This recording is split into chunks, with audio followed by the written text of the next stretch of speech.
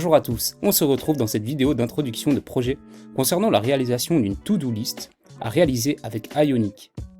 Donc dans cette vidéo, on va voir ensemble ce dont on aura besoin pour la bonne conception de ce projet.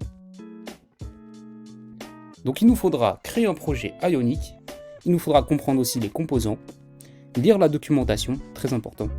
Il faudra aussi créer des components et incorporer du style.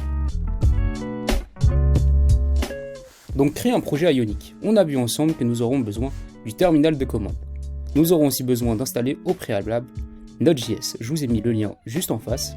Donc https://nodejs.org de download. Et ensuite il faut aussi donc installer Ionic Start, la commande. Et vous nommerez ensuite votre projet pour launch votre projet avec Ionic Server. Et dans un deuxième temps, on a les composantes Ionic. Donc les composantes se nomment en premier avec l'ion, donc au début ion. Ensuite vous mettez un tiret et vous aurez directement le composant. Donc là par exemple vous avez ion card qui est organiser les données d'une page, également ion button pour créer des boutons, ion title pour insérer un titre à la toolbar et ion toolbar pour créer un ensemble de fonctionnalités avec ion header et content et footer. Donc ça, ce sera votre page globale. Vous aurez Ion Toolbar et vous pourrez mettre directement vos balises et les composants Ionic directement pour faire des fonctionnalités.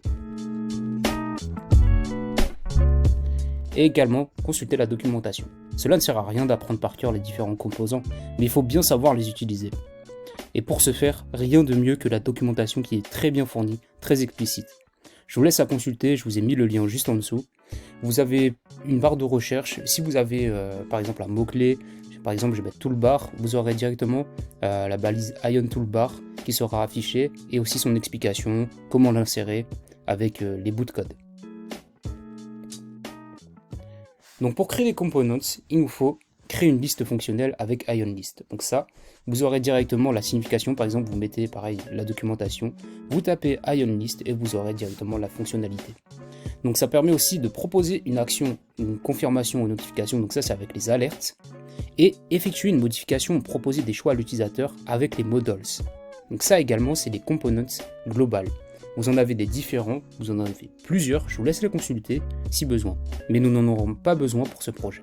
Et pour finir, nous avons l'incorporation du style, grâce au CSS.